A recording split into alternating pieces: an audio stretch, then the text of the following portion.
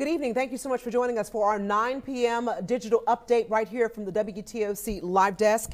Don't forget, I'm Dawn Baker, and don't forget that we are streaming this broadcast on all of our platforms, the website, our WTOC News app, Amazon Fire, Roku, YouTube, Twitter, and Facebook. We begin tonight, of course, with everyone's talking about Hurricane Florence. We're continuing to track that Category 4 hurricane that looms closer to the East Coast tonight. From traffic to lodging, major interstates are already flooded with evacuees coming from up north. Visit Savannah's president says very few area hotels are reporting any cancellations. In fact, they're getting new reservations as a result of those evacuations in states to the north of us.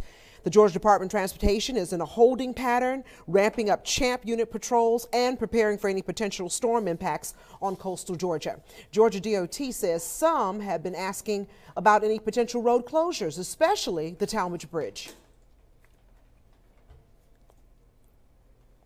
And residents of Chatham County plenty of notice before that comes. And in case you did not hear already, South Carolina Governor Henry McMaster lifted those mandatory evacuation orders for the coastal counties of South Carolina, which include areas right around here, Beaufort, Jasper, and Colleton counties, with the exception of Edisto Beach. This is still a very dangerous storm. We must take it very seriously. We must be vigilant. We are in a very deadly and important game of chess with Hurricane Florence. And what we are doing, Team South Carolina is staying one step ahead. And some of those hospitals in the Low Country that closed because of the mandatory evacuation are already resuming normal operations just shortly after that announcement. Beaufort Memorial Hospital emergency room completely open. Officials say they will resume full hospital and outpatient services on tomorrow.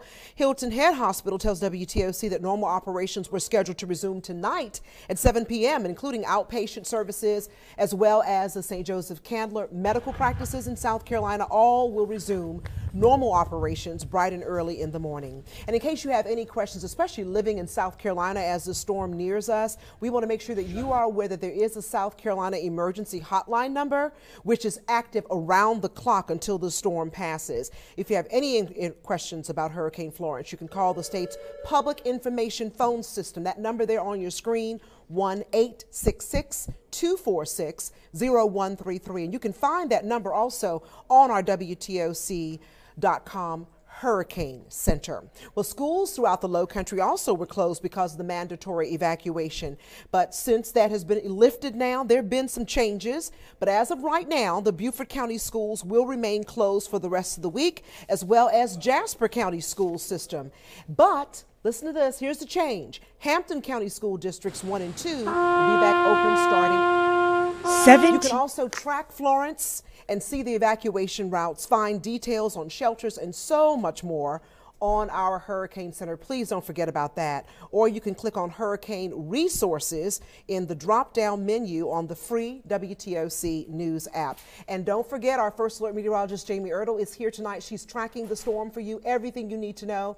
And she will also have her latest advisory on Hurricane Florence right there at the top of our newscast at 11 p.m. Now to the other very big story that we're covering, the terrorist attack on America. On the 17th anniversary of the 9/11 attacks, Americans once again set time aside to pay tribute to the victims and the survivors in New York, Washington, and Shanksville, Pennsylvania. Here's Weijia Zhang. 17 years later, the tributes are no less somber. Dominic E. Kalia. Mourners stood together at the Memorial Plaza in Lower Manhattan to remember the nearly 3,000 people killed when the Twin Towers came crashing down on September 11, 2001. At the Pentagon, Vice President Mike Pence said the terrorists sought more than just death and destruction. They hoped to break our spirit, and they failed. And in Shanksville, Pennsylvania, President Trump and First Lady Melania Trump honored the 40 victims of United Flight 93. We remember the moment when America fought back FBI Director Christopher Wray told CBS News' Norah O'Donnell how the fight against terrorism has changed since 9/11. But we're also very focused now on homegrown violent extremists, which are people who are largely here already in the United States.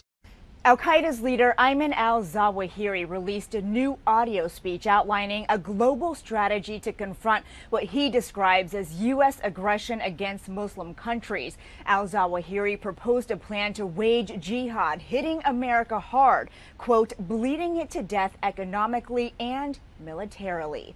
Weijia Jiang, CBS News, the White House.